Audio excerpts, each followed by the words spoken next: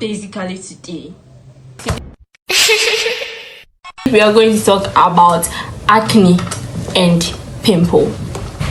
Let's hop into it.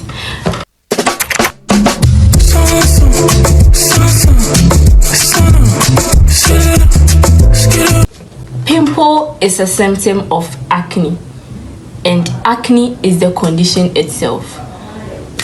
Acne is whereby the skin pores are clogged or blocked with oil, dead skin, and also bacteria. We have two categories of pimple.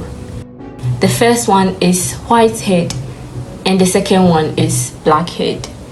The whitehead, the surface, it appears on the surface whitish, and it's normally closed, so it's called closed comedones. But for the blackheads, it's normally open, so it's called open comedones, and it's black on the skin because of its exposure to air and oxidation.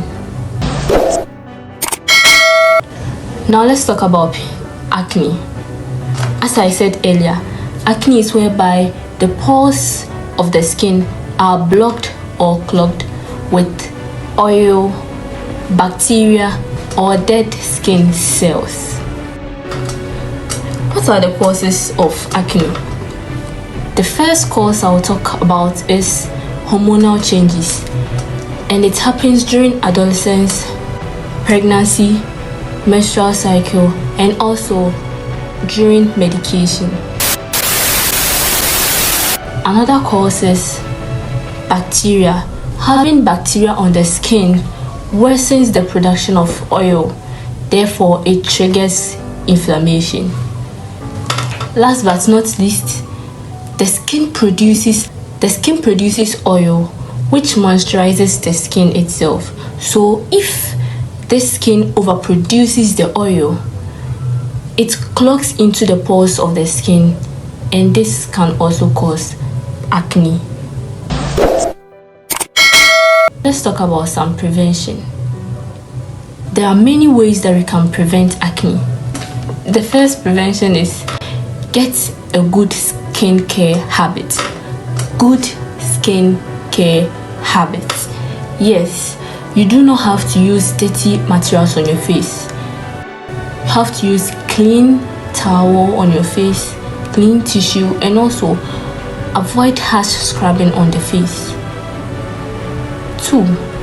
Using non-comedogenic products helps a lot because it prevents clogging of oil in the pores of the skin.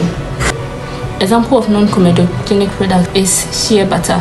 Using shea butter is also good. Now let's talk about some treatments. Just in case your acne becomes worse, I would advise you see a dermatologist so that he or she can lead you to some products that you can buy that would minimize the acne. Ultimately, skincare habits is a gradual process. It needs patience and consistency. So you have to get patience with your skin. You have to know the type of skin, how your skin is, the kind of product you are using on your skin. Does it contain a non-comedogenic ingredients and other stuffs?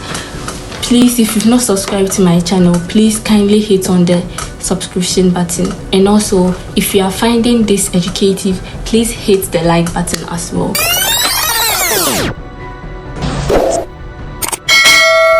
So this is the end of our video today. I hope you enjoyed it, and I hope it was very educative. See you next time. Bye. So